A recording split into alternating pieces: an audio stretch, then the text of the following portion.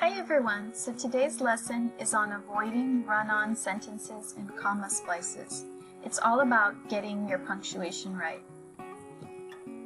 First, let's talk about punctuation. What is a comma signal? A comma signals a pause. It tells the reader to slow down briefly, but then keep going until the thought is completed. For example, because I like grammar, comma, I like this class. I'm pausing in the middle because my thought isn't complete. Because I like grammar, this is a dependent clause. So I want to use this comma before I finish my sentence. What do periods and semicolons signal? Semicolons and periods signal a full stop. The idea is complete. Here are some examples. I love grammar, period. I love this class. Or you could use a semicolon in between. Remember that in between a period and semicolon, you need two complete sentences. What's the difference between a period and a semicolon? Basically, with a semicolon, you want to signal to the reader that the two sentences are closely connected.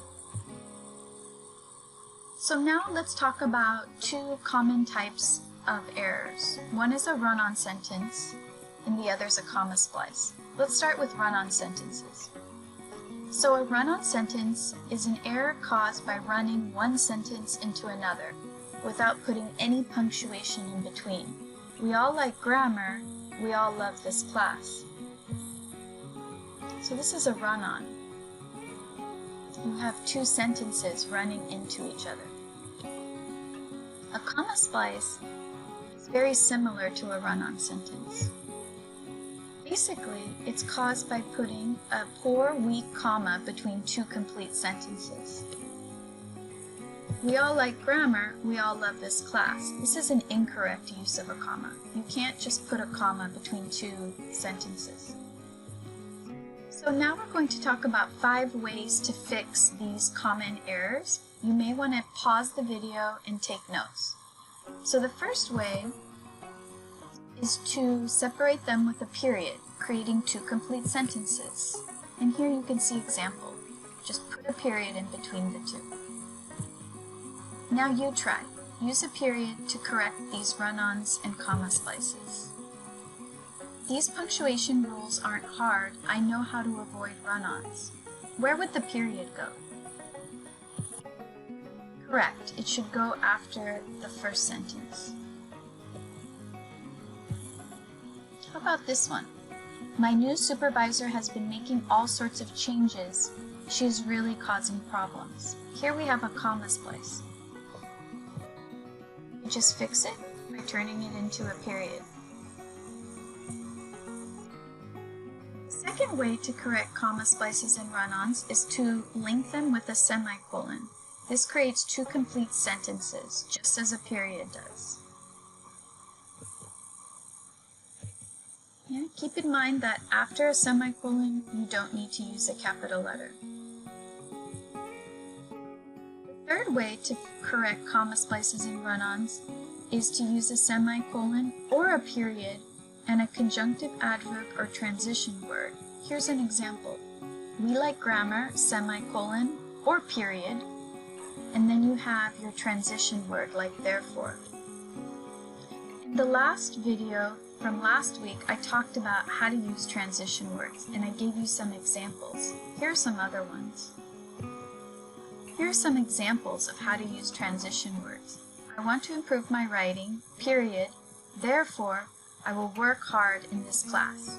You could put a period or a semicolon. I would say using a period is more common than the semicolon. Now you try. Use a semicolon and a transitional word like therefore or however to correct this comma splice. I'm not going to give up. However, I do sometimes get discouraged. How would you fix this? Correct. You can use a semicolon or you could use a period. The fourth way to correct comma splices and run-ons is to join the two sentences with a comma and one of the fanboys, for, and, nor, but, or yet so. Here's an example. We all like grammar, comma, and we all love this class. So this is a nice way to fix those sentences. Here's an example. I want more vacation days. This is a run-on sentence.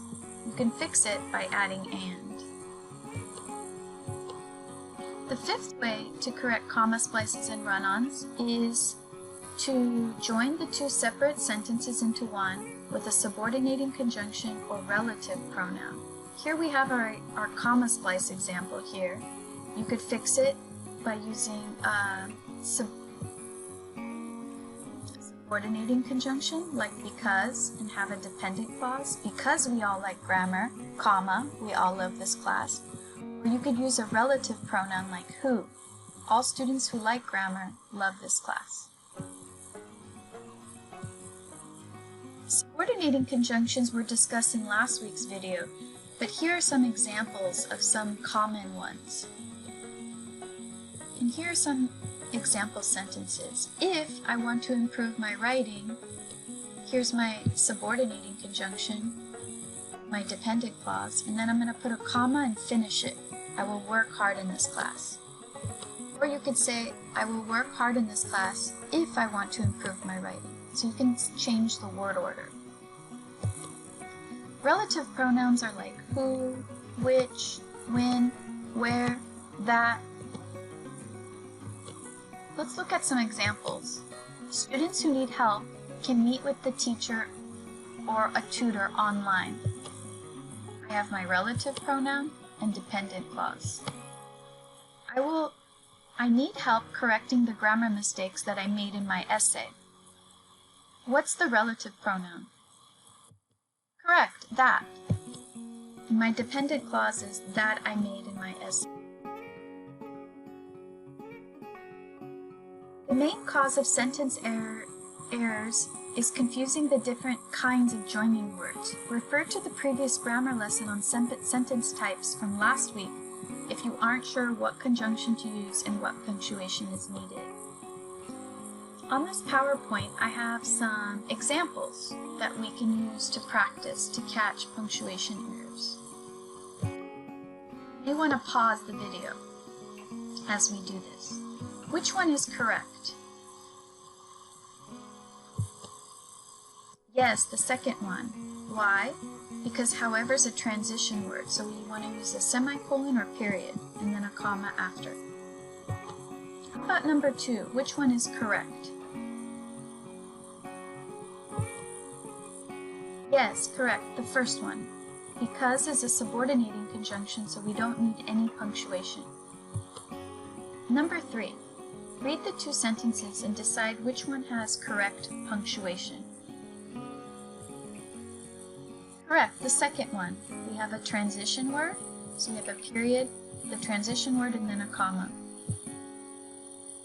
How about number 4? The first one is correct. Notice that after, for example, we don't have a complete sentence. It says, comma, for example, advertising and community outreach. This isn't a complete sentence, okay? You cannot use a semicolon unless the words on both sides of the semicolon form complete sentences. Number 5, which one is correct? Yes, the second one. We have here although, it's a subordinating conjunction, so we don't need any punctuation. Got it. If you have any questions, refer to Canvas, where I posted links to websites that have more explanations and practice.